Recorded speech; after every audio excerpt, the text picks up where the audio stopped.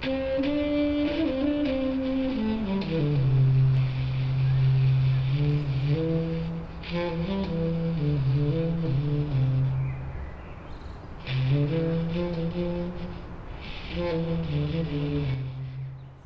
do we accept a system that does not work for the people in need? Why are we okay with that? We pour money into solving problems that don't exist and ignore the problems that stretch across neighborhoods and persist across generations. We need to do a better job of keeping our focus on the problems that need our attention. We face the same housing issues year after year. When will we reach our breaking point and refuse to let this continue? It's on us to make sure that every person, regardless of the depth of their wallet, has the dignity and security of a home they can hold on to. This is not a radical concept. It's actually a humane concept. Housing opens the door to health, finance, education, and employment. Housing opens the door to dreaming, to being our best selves, and it's our connection to community. These are places that all of us should be able to go with ease, not just the lucky among us. More Iowans, more of us, are living paycheck to paycheck than we'd like to admit. That's a precarious position, and it's hard to talk about. But pretending it isn't happening makes it more likely that it will stay this way. It's time we take a close look at housing, because housing is the link that keeps us attached to the communities we know, the communities we love, the communities we are. They say a chain is only as strong as its weakest link. When housing fails, we feel our communities breaking apart. The workforce housing initiative that we're doing, really the reason we would call it a workforce initiative even is that it was based on an assessment of what jobs are growing. And service industry jobs, for example, logistics jobs, warehousing, these are the jobs that are growing. So these jobs don't tend to pay very well, right? Caring profession jobs. So home health aide, preschool teacher, these jobs are really tough to live on. And so we need folks to know that these are essential roles in our community, so that people who are doing these roles need to be able to live in our community safely and be part of the life of Greater Des Moines. And if we're going to really offer that to folks, we need to take some actions so that they can have a place to live that's really theirs. And we're some distance away from that right now. When I am alone, I hurt. When you are alone, you hurt too. Home is a simple agreement. You heal me, and I heal you. I think our housing system is in crisis. I think for a portion of our community members, it's been in crisis a very long time. I think that it is accelerating. I think there are things occurring that we better pay attention to, like who is buying up the multifamily units and what are they going to do with them and how are they going to approach them. I think as long as we identify people below 60% of AMI for the newer affordable housing units, but we pay no attention to people below 30% AMI, I think we have to get a really broad and thorough understanding of the continuum of housing pain that's out there, so that we can target everyone and not continue to identify and isolate people who we're not going to help. So I think that it's accelerating. I think the housing's been a crisis for a long time, but I think it's really accelerating right now as units come off the market and are getting flipped and turned into higher cost units, and we are displacing extremely low-income people at a pretty rapid rate out of places they've been for years. I think all of those things need attention, and we always have to ask ourselves, where do we want those people to go? there's a lot of people who are buying the small low-income housing that we had, and they're paying a lot of money. And that is the issue, where the issue is coming from, because we are making everything about money. Nobody's looking about the little man. Nobody's looking after that person. So that is the issue that Farah can add into this, that I see mostly, because when someone else bought Riverhill and they make it, there was a lot of survivors and community members who I knew was living there were looking for a place to live when Riverhill, because it was holding hundreds and hundreds of refugee and immigrant communities. Really, that's the reality. So if our small low-income housing that we had are going out of our hands, then what are we doing for the people that who are low income, who are in the poverty line, who are immigrant refugee communities who came to live in Iowa and call Iowa their home? The 500 units that we've lost over the course of this summer, one of them was a really big complex, and I would say, I mean, we've housed people there before. Definitely folks who are living under 50%. I would say a lot that are living under 30%, and a lot of families, because there are a lot of 2-bedroom units there. You know, that was accessible by bus line, so that's a big deal when you're looking at transportation and being able to get back and forth to the things you need. And then we lost another one on the south side, both like just generally affordable to people who are lower income, who are maybe working like a minimum wage or an underemployed job. And landlords that were willing to work with us. Like Yes. Shelby said, it was people, like landlords that we had been able to house folks at with our housing programs and stuff like that. And so it wasn't just that we're losing these units that were affordable that we never got anybody into.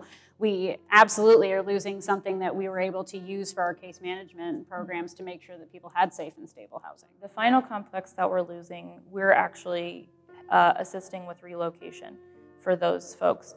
And this is our 3rd relocation in the last 7 years for affordable, previously affordable buildings. And what I can tell you is that this is by far the most challenging, because I'm actually moving people that I've moved in there.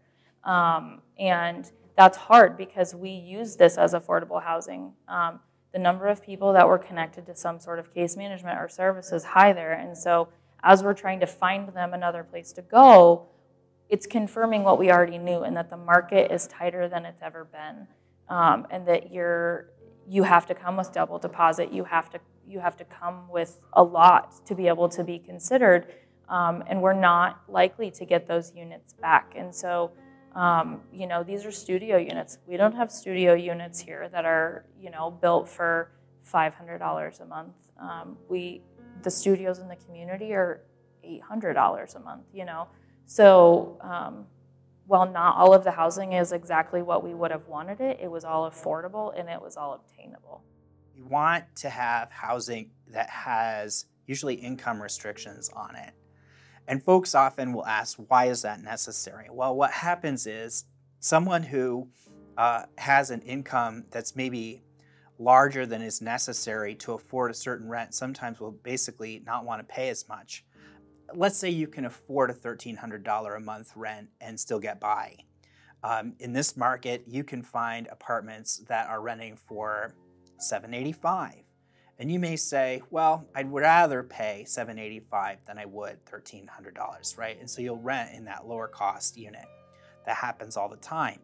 What happens in that case is that person whose hourly wage would never allow them to consider that $1,300 unit, they're stuck because the choices that they would have are kind of being taken up. And so, when we talk about housing that has income restrictions, sort of like you're talking about, you really are trying to talk about keeping space available in this market for folks who otherwise might be kind of blocked out by somebody with more resources. Our goal for people is for them to pay 30% of what they make in a month to housing. But what we know is that the vast majority of the folks that we house will likely end up paying more than 50% of that. They're severely rent burdened. In an ideal world, for every unit you take away, you're replacing it. But that's not really what's going to happen. So then, the next option for us at that point is for every complex that you take, you replace, you have at least 10 to 20% of those units be affordable. And that's hard. And that's hard for landlords too. We understand that it's not, again, it's still not an ideal world, and yes, it would be 1-to-1 would be great. But we know that there's, I don't know personally because I don't have that kind of money to throw around to build a housing complex. But I know that like taxes plays a huge, impact in it. And like the strings that come when you're building an affordable housing property also change things for people. So we understand that too, and we understand that that's hard, but that's, definitely a system level thing that would need to be changed and should be changed so we can actually house the people that live in our community. But along with that is there's a disconnect in our understanding of what is affordable. I really believe that this idea of 30% that has been used for decades, and you read anything, it'll say, if you only spend 30% of your money on housing, you'll be fine. I'll give two extreme examples. One is Jeff Bezos. Jeff Bezos has billions of dollars. He could spend 90% of his income on housing and not feel any ill effect across his finances. You take another family, you take a family working at $15 an hour, and they spend 30% of their income on housing, they still don't have enough funds to pay the other essential bills. Childcare, utilities, food, those really basic needs. And so I think we have to stop looking at some arbitrary number and start looking at what does it take, and then looking at can we get people housing that is truly affordable to them based on what other things they have to buy. And that's a tough row to hoe because the 30% myth has been around for so very long, and it really only applies to middle income people, the 30% number. So I think that's the other thing, is to start framing affordability in a different way. As housing advocates and housing lawyers, we were really interested when Eviction Lab first kind of came on the scene and put out data, national data, down to the community level about evictions. And they had two different measures. One was the number of evictions filed, actually, how many people initiated an eviction case in court, and then a more constructed measure, which was eviction rate. And because they were looking at evictions across the country, they had to have kind of a standardized definition for what an eviction rate was. And it more or less was, how many times did a judge say, okay, we've reached the end of the case and you have to go? A judge entering an order against a tenant.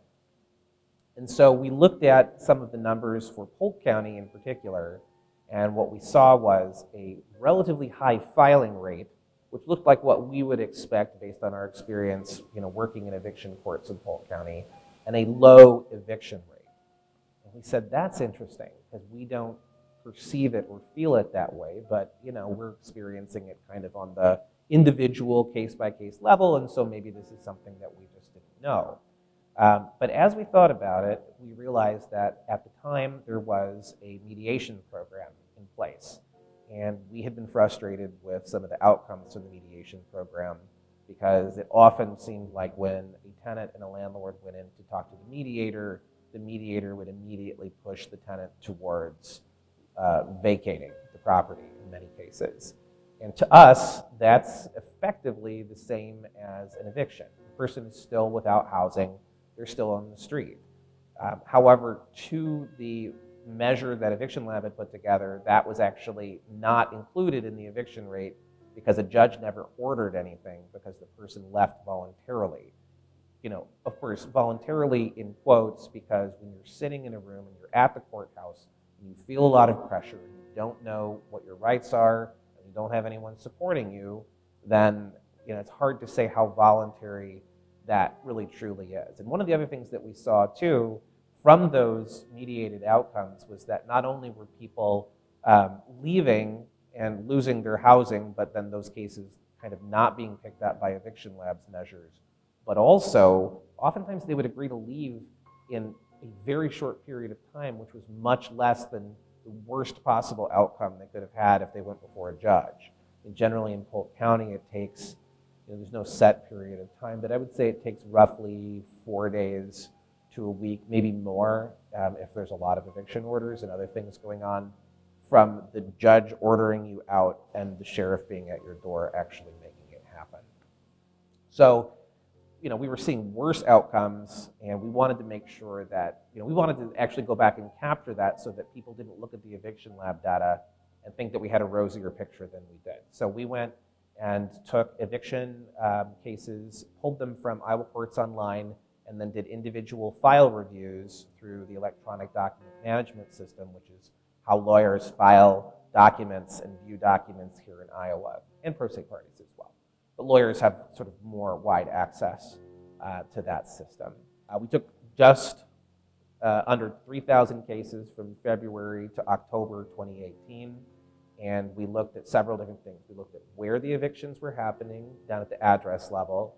We looked at who the landlords were. Did we see the same names pop up again and again? Did we see the same addresses pop up again and again? That was also something we were interested in. We also looked at what the outcome of the case was and whether it had been mediated, if both sides showed up, and whether it had gone to trial. We also looked at how many tenants actually showed up for their hearings and the default rate. And looking at all of those things, we were able to construct what we called the true eviction rate. True eviction rate was, in fact, much higher and commensurate with what we see in some of the more populated counties in Iowa, like Lynn, Blackhawk, Johnson, and Scott. Although, of course, Scott and Blackhawk have had the highest eviction rates, even by our measures, throughout most of the past few years. Data is more than just statistics. Data is evidence of where we've been, the tracks that show us what we've done, and the decisions we've made to create the world we are living in. Data is a mirror. It's a tool we can use to trace our steps backwards and forge a new path forward. So it was the beginning of September 2020. There were all of these things in place that really made us worry about the upswing in evictions. Polk County in normal times is over 1/3 of the evictions in the entire state at any given time. So really, getting ready for the wave here was kind of one of the hardest logistical things that we had to do as legal aid attorneys. Prior to this time, the way that people would get involved with Iowa Legal Aid to advocate for them in eviction court was to call us. We have intake 5 days a week over the phone. We also have online intake where people can initiate an intake through our website, and then pre-COVID times to come to our offices, and then occasionally outreach in the community, which we didn't really do for evictions. During those pre-help desk times, eviction defense still was about 25% of what we did. The number of new cases opened, which is roughly 15,000 a year. So that's still quite a lot. During the pandemic, we actually started to get more. We were up to like 30 or 35%. And then in September, we opened up the help desk. The idea behind the help desk is that we are there anytime there are eviction hearings scheduled. And when I say we, what I mean is Iowa Legal Aid, and also from time to time volunteer attorneys from the private bar who work with us, and then also financial resources. Currently, it's Impact. It's been Polk County Housing Trust Fund. For a while was there kind of in person, and that has changed over time. But it sort of recognizes that at that kind of last minute stage, that last chance before the end, before catastrophe, is sort of written in stone, you have the opportunity to first understand what your legal position is and truly what your bargaining position is, as opposed to the way things used to be when we mediated, where tenants would go in with no information and agree to things that were worse than the worst possible outcome they would get in court. Now, people can understand what the strengths and weaknesses of their position are. They can understand what their position is worth in order to actually mediate with their landlord in an informed way that gives full value to their rights. And also, they can get access to funds to be able to help pay the rent. I think data informs a lot of what we do. From a centralized intake standpoint, we take a lot of data at the front end. And the beautiful part about data sharing with the Institute for Community Alliance is, with the client's permission, we're following the life cycle of their homelessness. So whether that be extended periods of homelessness or homelessness into housing or homelessness into housing back into homelessness, like you can really follow the life cycle of that and learn from that. So there's like really large systemic level data that is given to HUD. And then as a community, I think we better define what data we want and is it more meaningful than what maybe HUD wants, because HUD wants a very specific set of measures that don't actually tell me a lot about how I'm helping somebody. So on a program level, you know, as a community, we've determined a specific set of data measures that tell us, like, how are you doing? How many days to housing does it take? What percentage of folks are experiencing, you know, literal homelessness and then got into housing? What does increase in income look like? So kind of learning on a program level, and then ICA can put that on, you know, a Polk County level to kind of give us that information. I think the hard part about the potential like prevention and eviction side of it is you just have Iowa courts. And it's based on like how well you, well, one, do you have the time, and how well you can read Iowa courts. We spend a lot of time in there, so I feel like are well versed in that, but people who are not well versed in that might not be able to do that, and you have to know what you're looking for. You're not seeing any of that system level data that we have.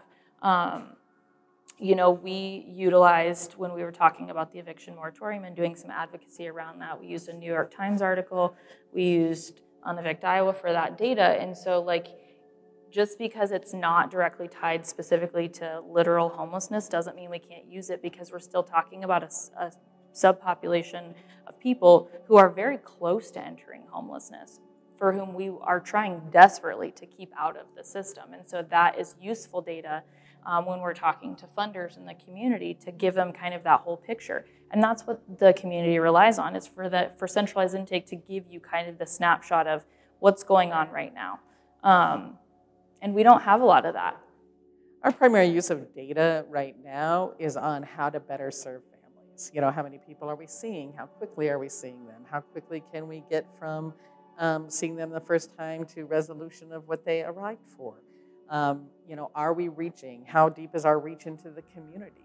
We would love to serve all families that are in poverty, but we're nowhere near that right now. And so we look at that data about our reach, but we're also very interested in more understanding of the lived experience of the families we serve.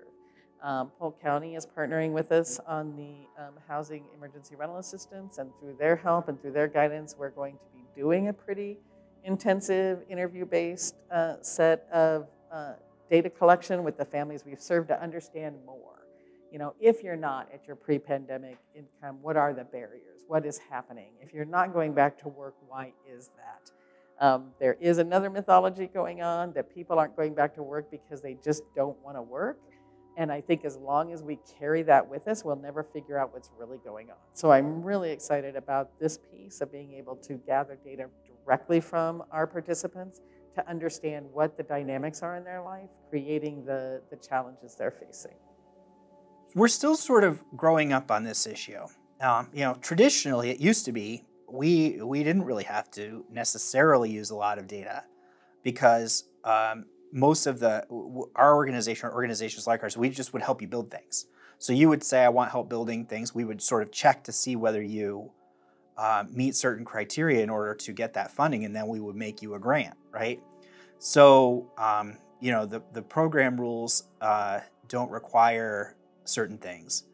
Over time, the Polk County Housing Trust Fund has really tried to be more of a comprehensive planning resource for the community, and to say the struggles that are out there, the things that people are up against, what would it take to actually solve this, to actually help folks?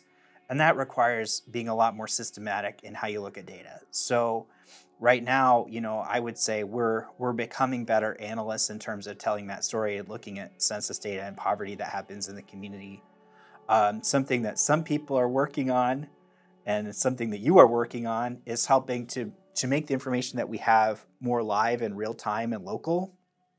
I think most people know that, you know, when you're studying housing in a community, you're using census data. It may be 2 years old. And so you have kind of like it gives you a view of what's going on, but it doesn't necessarily help you help specific people now, today. and it doesn't really necessarily give you that real person-by-person story. So sometimes when you're trying to really get the point across, it's much better to have live or real-time data from within the real estate industry, from within the court system or something like that, so that you can be more clear with people what's really going on day to day.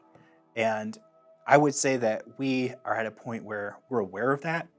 We're aware that there are bigger opportunities out there to really learn and know what's going on.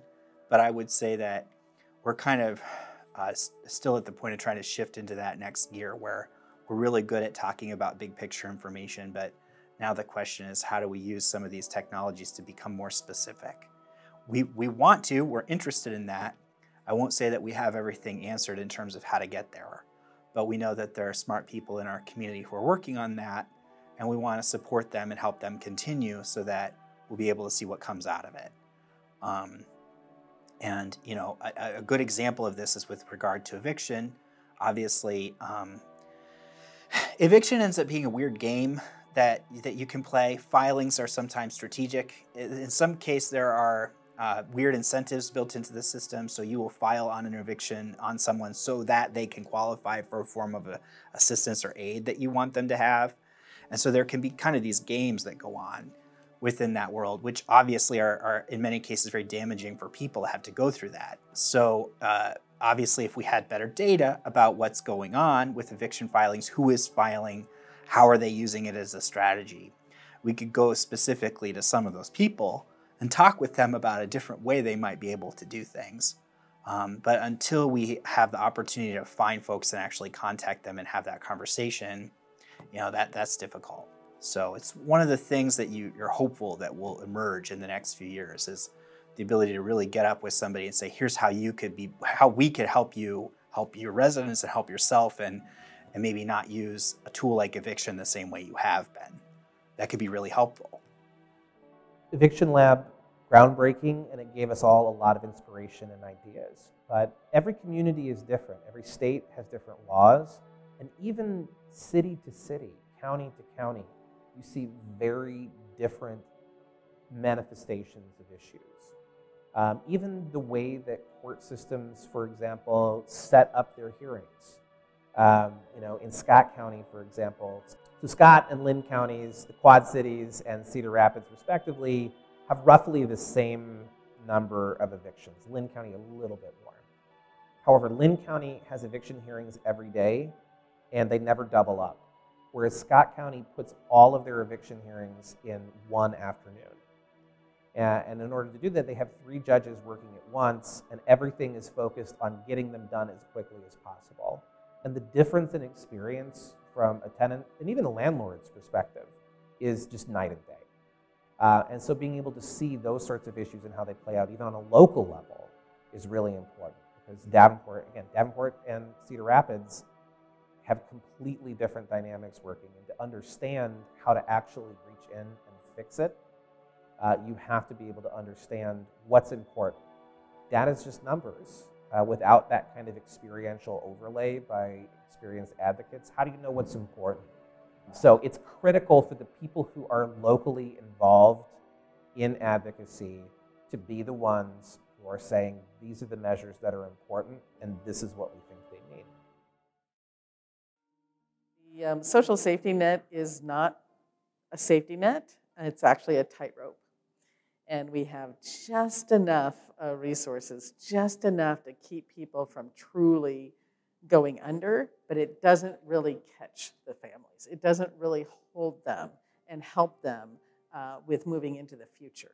And it is so easy to slip off that tightrope or to miss the tightrope if you don't know or if you don't understand how the system works. I mean, we've known that in social services for many, many years, that the system is extremely disjointed. It doesn't look at family need and community need in a holistic way. It's done in silos. I mean, we've known this for years. And I would say one thing that the pandemic did was drive many of our partnerships together in alignment with our funders and with alignment with policymakers and legislators to say, no, it's not enough to do this one thing. You have to do all of these things and then get people to the right resource. It's so hard sometimes thinking about the data and looking at, there were this many evictions, or there are this many people experiencing homelessness in Iowa on any given night, and each of those data, all of those things are like unfulfilled, yet unfulfilled hopes and dreams of folks and of families. And particularly when you start looking at who gets evicted and who doesn't in our society, and that our evictions are gendered, and that women, and particularly women with children, are much more likely to face eviction than men are. They're more likely to experience victimization than after being homeless. So it's this compounding risk of homelessness that leads to abuse, and abuse that leads to homelessness. And each of these things continue on. In our legal system, it's not made for us. First of all, let's be honest, it's not for people of like mostly people who look like us, or immigrants or refugees, because we came from another system that probably maybe there was a lot of other issues. And then when we came to a very big country that within a few months you have to be your own and like sustain your own family or do whatever you can to live your life. So there's a lot of our people, even when we go look for an apartment for our survivors, they sign a lot of things that they don't understand. That's first thing. Then when that happens and anything goes wrong, then they will be like, they will have issues with the law because they don't understand their right in that point. So in our legal system, I would say it doesn't work very well for the people that we work with. It doesn't work very well for even us advocates, because we have to push a lot of buttons that people don't like it, and some people will close that door when we push too hard to make sure that we get what is ours, what we think that because we live in this country, we are taxpayers too, of course, yes. So that's like. Sometimes, in my not saying bluntly, I would say it doesn't work very well for the people we work with. It's very hard for our advocates. Sometimes we get burned out pushing a lot of buttons. Another frustration I have with sort of housing advocacy and law in Iowa is that the landlord-tenant code gives people, tenants, a lot of rights when it comes to not only being able to maintain housing and stay in their housing, but to maintain safe housing. And I think this is an area of the law that simply does not get enough credit or weight in eviction courts and otherwise. There is a provision at the beginning of the Landlord-Tenant Code, at Chapter 562A here in the Iowa Code, that says the right to receive rent is inseparable from maintaining a habitable premises. But I feel it is quite separate in the way that these things actually play out in practice. It's unfortunate, but I often have to tell clients, yes, this place has a lot of problems, but the judge is not going to want to hear about that. And I don't think that that's actually what the law says, but it's sort of what we have it's a common understanding in courts across the state that these issues are de-emphasized. And when you look at how not just eviction, but also living in substandard housing with environmental hazards affects things like child development, I mean, we are planting the seeds for generational poverty if we don't, dig in on this issue and raise it up to the level that I think the law already provides it should be considered at. We are all human. Let's base our housing decisions on the humanity we see in each other, so every one of us has what we need to be healthy, live with dignity, and show up as our best selves. So homeless can be your mother, your father, your sister, any family member. It could be you. The first label is drugs and alcohol. That's the first thing, and it's not. It's mental issues. I've experienced a gentleman that he's lost his family in a fire and he just cannot bounce back. You might have a fight with a significant other or a parent or a child, and they happen to leave, and they can get called for trespassing just because they want to sleep on a bench or they have to sleep in a bush or something. They're getting arrested for trespassing. I served a gentleman that just got out a year of prison for trespassing. I know another gentleman that he was not from here. And I had a motion that something was going to happen. And when he got out of jail, sometimes I continue writing them even when they go to jail. I search that inmate section and I write them because that's part of the ministry, to carry on and follow someone. And so when they happened to go, he went to jail, he happened to leave, and then he didn't even know where he was at. So he got rearrested for trespassing because the jail is quite far, especially from the camp that he lived in. So he got rearrested again. So it's just a repeating cycle is what happens with individuals. So as a community, if we just have better paying jobs, and they're really hardworking. They're all working the night shift. Some of them go to work at 4 o'clock in the morning. The whole meat packing, if you go to it, is a lot of African communities work over there. All these production companies, they work over there. And just make it a career out of it, pay them better. As a community, we need to help each other. If their children are successful, everybody's successful. So we need to educate these kids. We need to help the parents to educate their children so the children can be productive citizens tomorrow and help Des Moines and Iowa to be a better place. If they succeed, we all succeed. If they fail, we all fail. So the more that we can understand and know who thinks like us and who wants to make the world a better place, the more we can formulate strategies that do not lead to violence, do not lead to necessary or unnecessary adversity, but still can put an end to things like police violence, put an end to things like homelessness. We can do that. I think that is doable, even though maintaining the attention of broad swaths of Middle America for more than a few months at a time on any specific issue is difficult, if not impossible. Having these conversations is still valuable and still makes the world a better place. So we look around right now and we see that poverty is as bad, if not worse, than it's ever been. But the experience of poverty is mitigated by the efforts of places like Oak Ridge and places like Annalyn, places that work with populations in poverty.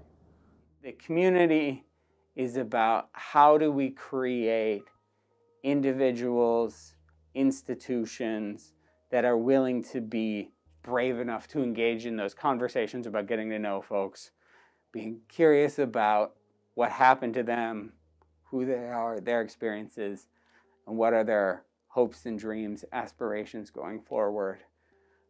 What are the hopes and dreams of their children?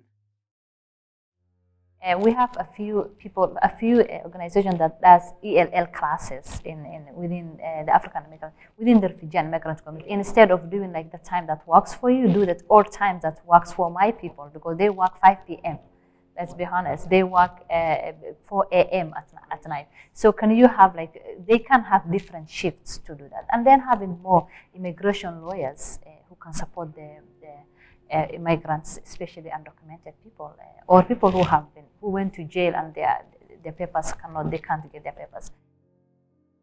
I think that the way that the law sets up timelines for evictions in Iowa makes it difficult to really have enough time to work out the underlying issues that cause evictions. Right now, there's a lot of rental assistance available. That won't last forever. And even that process takes time to work its way out. But, if we're talking long-term solutions, I think, as I said, generally speaking, 90 to 95% of evictions are about non-payment. There's always some reason that someone can't pay. And getting to the bottom of whatever problem is causing that lack of access to income often is going to take some time. And having a place to be able to deal with those issues in a less confrontational way would be good. Again, though, the timelines under Iowa law really just make it very difficult to do that. I mean, in general, if a landlord wants to evict someone as quickly as possible, they can give them a 3-day notice to cure. in other words, to pay what is owed. And if they give that via personal service, then they've got 3 days, 3 full days. So you've got your first day of the month. Let's say rent's due on the 1st. You have your first day of the month. Rent is due on the 2nd. You get your 3-day notice. You get 3 full days. So then you have the 3rd, 4th, 5th. And then at that point, if the rent isn't paid and the notice was done correctly and served correctly, then that eviction can be filed as soon as the 6th. And in general, those hearings have to be set within 8 days in most cases. Sometimes 15 days if there's a problem with service, but generally within 8 days. Often much quicker, actually. And depends on the county and the current sort of caseload. And then after the eviction order is entered, again, depending on the county or caseload, you might have 3 days, maybe less, maybe more, until you're out. And so that's like, potentially as little as 2 weeks. That is not a lot of time to be able to deal with what might be a very deep-rooted problem. So those timelines are very punishing. I think, though, that the antidote to that, in my opinion, is to go back to something I said earlier, which is long-term landlords and tenants have the same interest, an economic interest. And trying to find ways to get voluntary participation in a program like that, I think that landlords will find that it's actually better for the bottom line of the vast majority of cases. There are, of course, other motivations that we hope people have, but at the very least, there's that one that everyone who's in business should want to follow. And I think that that is something that should be a powerful incentive, but I think, it will take some time for people to understand how that would all work. We have special session, legislature, 30 days, pass policies right now to make evictions harder, to make it so that there are no evictions in less than 30 days. You talked about farmers getting a year. I think 30 days is totally reasonable, particularly when the inequity balance between landlords with attorneys and tenants without attorneys is so high, that it's time for the community to step up, open their hearts, open their wallets, contribute to organizations that are administering funds without strings attached. Whether it's Des Moines Mutual Aid, other organizations across the state that are willing to step up and say, hey, we want to support survivors with direct cash assistance and trust that those survivors know the best way to spend that.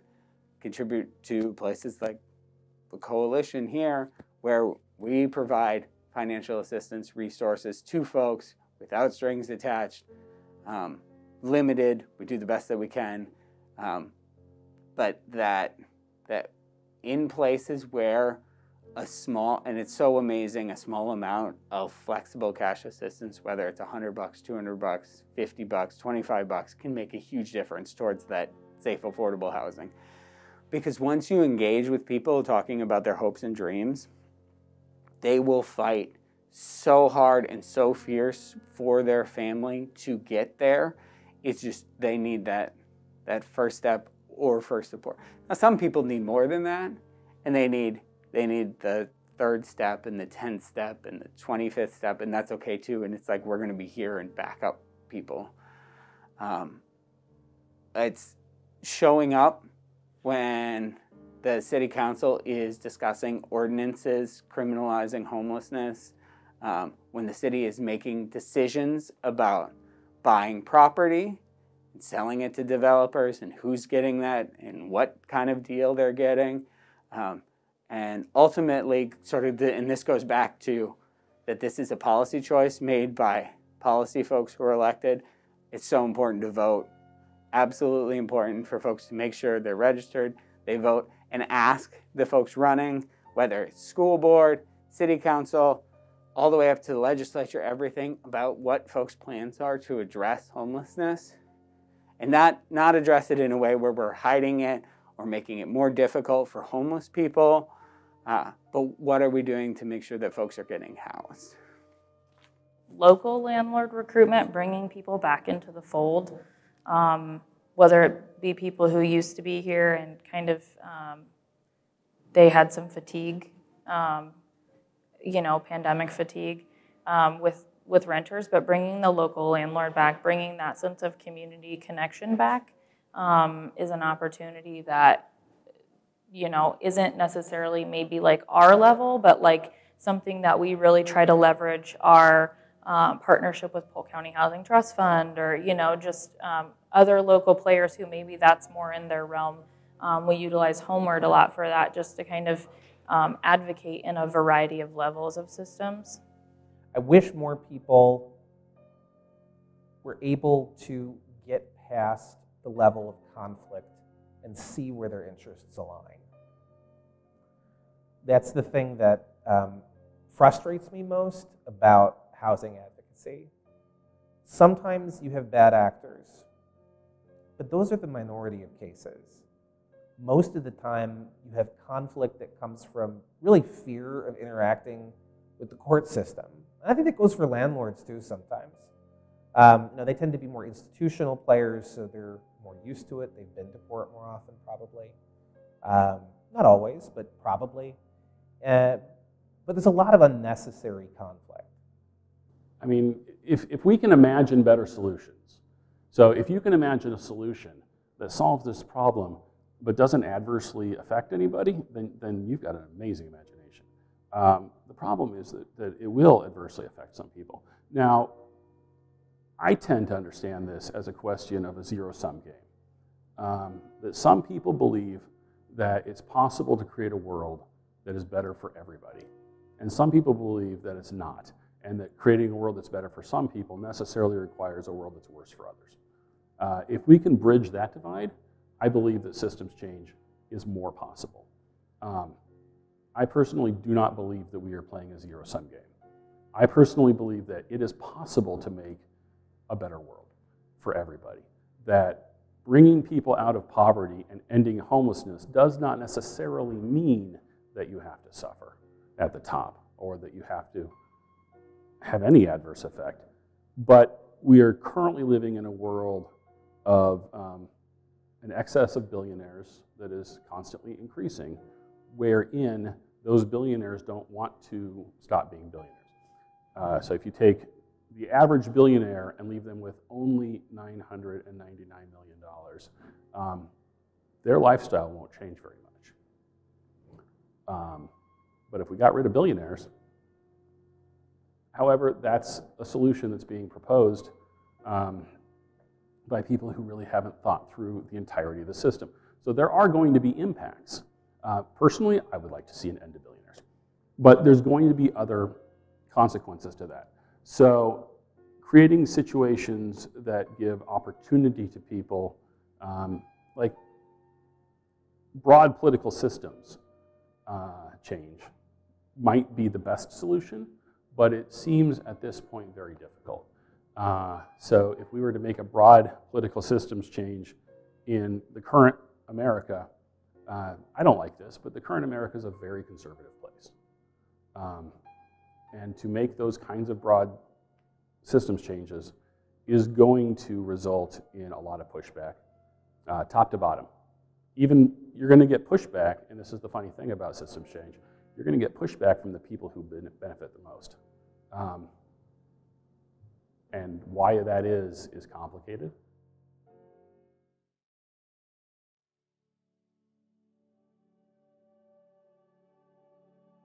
I think that if you're going to work in the field of social services for any length of time, you have to have some sort of almost unhealthy belief in the ability for us to do the right thing and to do the positive thing.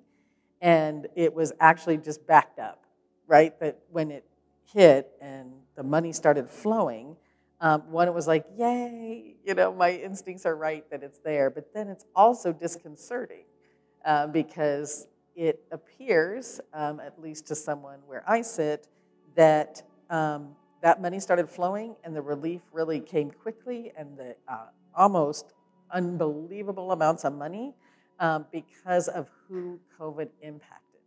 It didn't just impact this portion of our community that is marginalized or typically outside of the loop or typically seeing financial pain, I have to believe at some level that some of that flood of money came because such a broad swath of America was impacted and the world were impacted.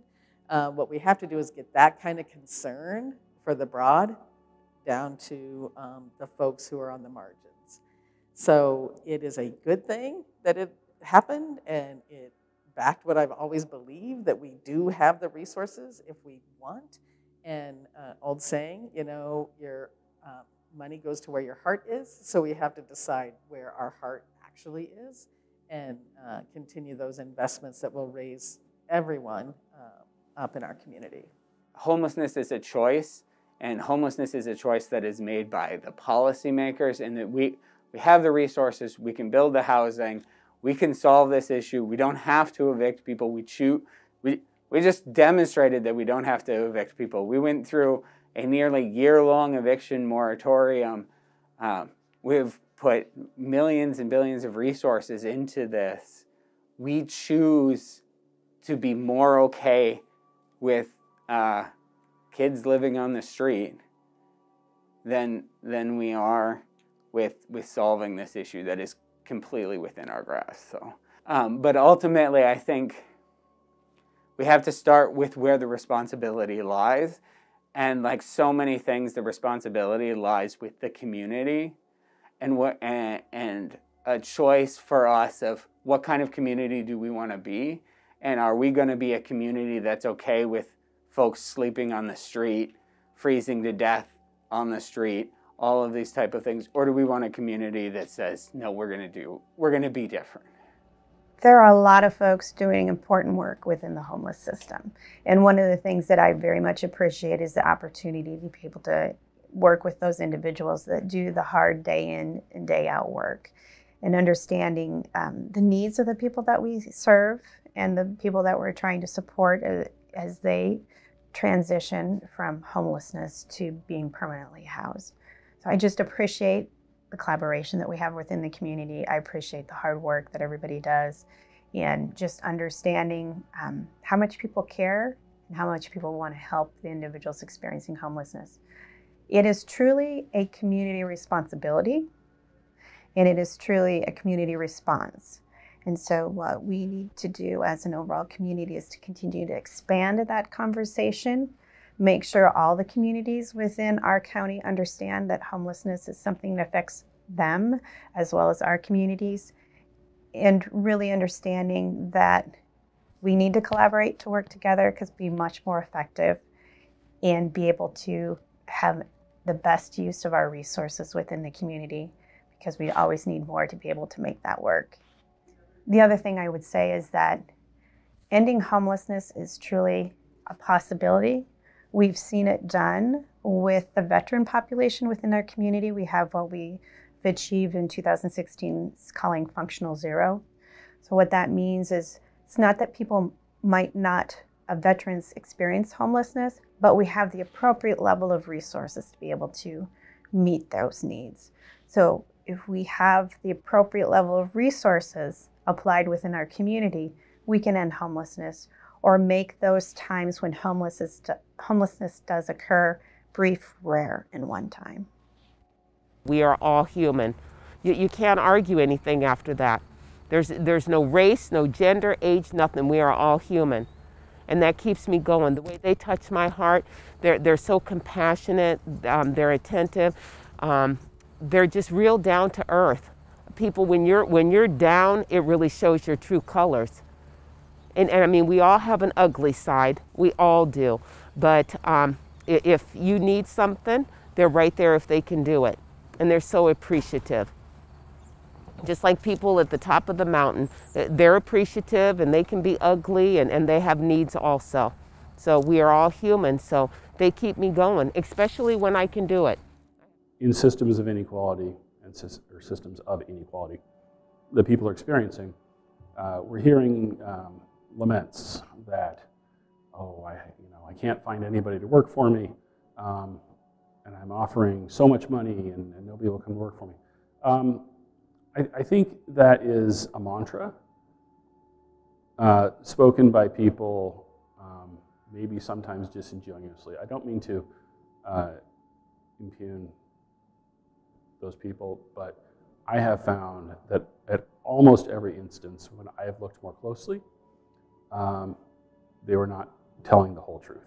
That those jobs for $20-some an hour to do menial work do not exist. Either it's misrepresented or it's not fully represented. So what really exists then is low-wage work that is hard and doesn't pay the bills. You know, the way I was describing this to somebody I was talking to the other day is, if I can't pay my rent with this job and I can't pay my rent without this job, that's the same thing. That's the same thing. There's no difference. I can't pay my rent. So why would I go work for 20 hours at less than what is due my dignity as a human being, much less what I might offer to this person, you know, or this position? Why would I do that? And the answer is I wouldn't anymore. Because finally, for once, there are some resources available in the community over the last year. And I don't even think that that's necessarily true. This whole story that people are suddenly able to get resources and so they don't need to work, I don't think that's true either. There's just an economic reality that is so crushing for the people at the very bottom that, you know, what the people at the top think is an answer isn't working.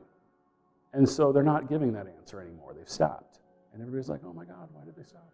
Well, they didn't stop because you're not paying them enough. The truth is, if you pay them enough, they will work for you. But they also, at this point, they're a little fed up and they might want a little human dignity too. They might want that $25 an hour plus you don't get to treat them so bad.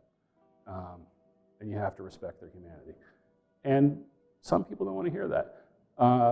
But some people are doing, you know, paying people and treating them better.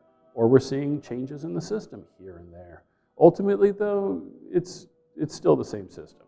And the very second that they don't have to bow to that pressure anymore, they'll stop. So this is an opportunity for big systems changes. So we're seeing things like the strike that's going on right now at John Deere. It's not any different than the strike that went on at Goodyear a few years ago, except that it's in the middle of an economic moment where the broader population is receptive to the message.